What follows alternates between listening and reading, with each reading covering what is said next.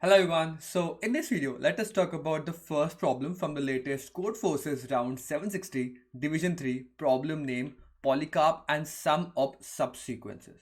So the problem statement is very simple. It goes like this, that Polycarp has an array A of 3 positive integers. Now he wrote out the sum of all non-empty subsequences of this array, as you can see, and then sort them out. So you can see the first example to make the input more clear. So as you can see that the example always have three positive integers. Let's take an example of 143. Now write down all the subsequences of 143, find out their sum. So it can be 1, it can be 4, it can be 3. I can draw it out to make it more clear. So let's say that the number are 1, 4 and 3. Now all the subsequences of this are 1, only 1. Like numbers that are only 1, like 1, 4 and 3. Then make pair of that. So 1 and 4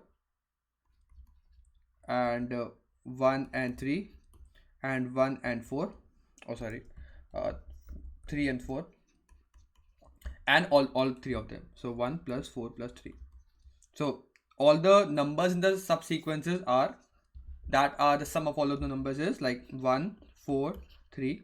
Then 1 plus 4, that is 5. 1 plus 3 equal to 4. 3 plus 4 equal to 7, and 4, 5, 6, 7, 8. So these are the actually, like as you can see, 7 numbers that are given to you as the input. So you are given 7 numbers in every input, and what your problem actually defines you is that you have to find out what is the 3 numbers that actually lead down to this 7 numbers. Now I hope you get the point how these 7 numbers are formed. So these 7 numbers are none other than the sum of the different subsequences you can form by taking these 3 numbers. Fine. Now you can pause this video, try to think how you can approach this problem. But what the simple approach is that, see that you can only form the larger numbers from the smaller numbers. Okay. So the thing is ki, let's take the same example. I cannot take 8 or let's say 4 and 5 as the subsequences number. Why? Because if I have 4 and 5, then my task is to form every number using 4 and 5. So like if I take, let's say 1, 4 and 3 as the base numbers, then using 1 and 4 I can form 5. Using 3 and 4 I can form 7. But let's say that if I take the numbers that are 1, 5 and 4, then it means that I have to form 9 also, but 9 is also not there.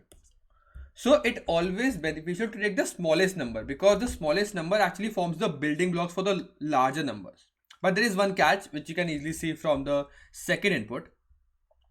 So let's say that if you take because the array is only sorted out, you can just take out the smallest 3 numbers, because the smallest 3 numbers can eventually lead down to an answer. So if you take 1, 3, 4, then you can form out the rest of the numbers by taking out the subsequences of 1, 3 and 4. But if you just take 1, 2 and 3, then this is not the correct answer. Why? Because the answer is actually, if you take 1, 2 and 3, then it can happen that 3 can be formed by the summation of 1 and 2 actually. What I mean by this is that let's take 1, 2 and 4 as a subsequence. Then the first subsequence, like the sum of that can be, this pair can be taken as a subsequence 1 and 2. So the sum of that can be 3. And thus when you form all these 7 numbers, it will be consisting of 1, 2, 3 and 4. So you cannot take the first 3 numbers. I hope you get the point, because if you take this 3 number also, this is actually the sum of these 2 numbers. So you just have to neglect that. That's the whole thing.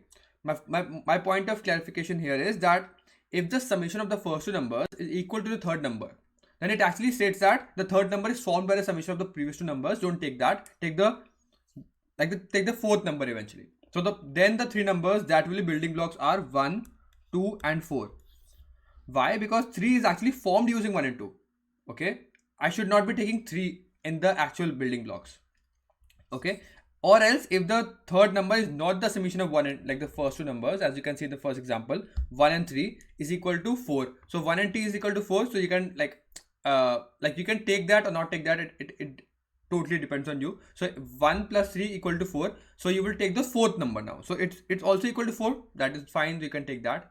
But as you can see, let's say in the last example, in the last test case 1, 2, 2. Now if you take 1, 2, 2, the summation of the first two numbers, that is 1 and 2, it turns out to be 3. But the next number is 2 eventually. So you can take that as a triplet 1, 2, 2 because that can be formed. My point is that the third number should not be having the property that it is building by the previous two numbers, because it means that it can be built by the previous two numbers, so it will not be the building block, because the 3 numbers should be the building block for all the other numbers. I hope you get the point. So that's the whole problem. Like, nothing much complicated in this problem, that you just have to find out and check that whether the summation of the previous two numbers is equal to the third number. Then don't take the third number, take the fourth number instead and form the triplet. So first, second and fourth, or else if it is not forming the sum, then the first 3 numbers, that is first, second and third. That's just the 2-line and 3-line code problem. I hope you get the point of the solution. It's not too difficult. It's just an O of 1 solution. So all the codes of these problems will be in the description, so you can check that out also. Thank you for watching this video till the end. I will see you next one. I like you coding, and bye.